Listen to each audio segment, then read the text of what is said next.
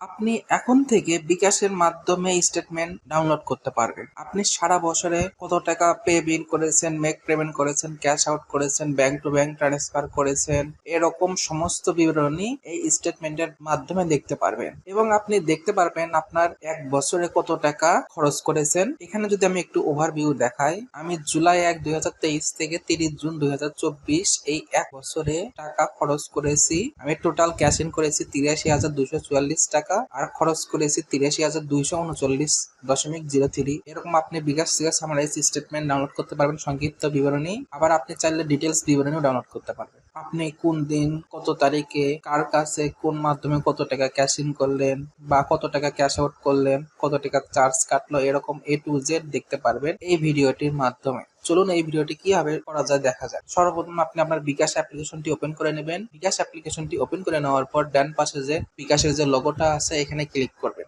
এরপর স্টেটমেন্ট সেকশনটিতে প্রবেশ করবেন। তারপর সর্বপ্রথম লেখা থাকবে স্টেটমেন্ট রিকোয়েস্ট, এখানে ক্লিক করবেন। ক্লিক করার পর নিচে দেখবেন লেখা আছে নিউ স্টেটমেন্ট রিকোয়েস্ট। এখানে দুইটা অপশন পাবেন, একটা হচ্ছে সামারাইজ স্টেটমেন্ট, 2 নাম্বারটা ডিটেল স্টেটমেন্ট। আমি প্রথমে যেটা দেখাইছিলাম এটা হচ্ছে সামারাইজ স্টেটমেন্ট ছিল, পরেরটা ছিল ডিটেলস স্টেটমেন্ট। আমি যদি সামারাইজ স্টেটমেন্টে যাই, এখানে আমি বিগত 30 দিনের দেখতে পারবো বা লাস্ট 3 মাসের, অথবা ট্যাক্স ইয়ার মানে 2023-24 সালের, অথবা আপনি কাস্টমাইজ রেঞ্জ সিলেক্ট করতে পারেন আপনার কত দিনের দরকার। আর এই স্টেটমেন্টের নিচে লেখা আছে একদিনে সর্বোচ্চ 2 বার ডাউনলোড করতে পারবেন এবং এক মাসে টোটাল 5 বার ডাউনলোড করতে পারবেন। আমি যদি শেষ 30 দিন সিলেক্ট করার পর কনফার্ম বাটনে ক্লিক করি, তারপর একটা রিকোয়েস্ট যাবে, এই জন্য কনফার্ম বাটনে ক্লিক করতে হবে। রিকোয়েস্টে কোনো চার্জ কাটা হবে না। আমি সর্বোচ্চ 5 থেকে 10 সেকেন্ড দেরি করলেই দেখবেন এটা ডান হয়ে যাবে। এখন স্টেটমেন্টটি পেন্ডিং এ আছে, এটা বিকাশ একটু পর কনফার্ম করবে। নোটিফিকেশন আছে আপনার স্টেটমেন্টটি প্রস্তুত। এখানে লেখা আছে আপনার স্টেটমেন্টটি এত তারিখ থেকে এত তারিখ পর্যন্ত ডাউনলোডের জন্য প্রস্তুত। স্টেটমেন্ট প্রস্তুত হওয়ার পর থেকে 7 দিন পর্যন্ত ডাউনলোড করতে পারবেন। মানে আমি আজকে স্টেটমেন্ট ডাউনলোড রিকোয়েস্ট করেছি, আজ থেকে 7 দিন পর্যন্ত এই স্টেটমেন্টটি ডাউনলোড করতে পারবো।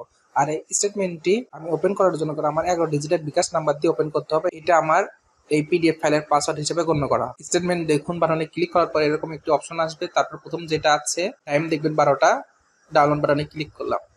ডাউনলোড বাটনে ক্লিক করার পর এরকম একটি পাসওয়ার্ড আসবে, এখানে আমার বিকাশ নাম্বারটি টাইপ করবো। এরপর ওপেন বাটনে ক্লিক করব। এখানে দেখা যাচ্ছে আমি লাস্ট এক মাসে 8,005 টাকা ক্যাশ ইন করেছি এবং 7,004 টাকা ক্যাশ আউট করেছি। আর কি কি মাধ্যমে কত টাকা খরচ করলাম এরকম A to Z ডিটেলস এ লেখা আছে সামারি হিসাবে। এই সেম পদ্ধতি ফলো করে আপনি ডিটেলস স্টেটমেন্টটাও ডাউনলোড করতে পারবেন। এর জন্য করে আপনার স্টেটমেন্ট সেকশনে আসার পর, স্টেটমেন্ট রিকোয়েস্টে আসার পর, নিউ স্টেটমেন্ট রিকোয়েস্টের পর ডিটেল স্টেটমেন্টে ক্লিক করবেন।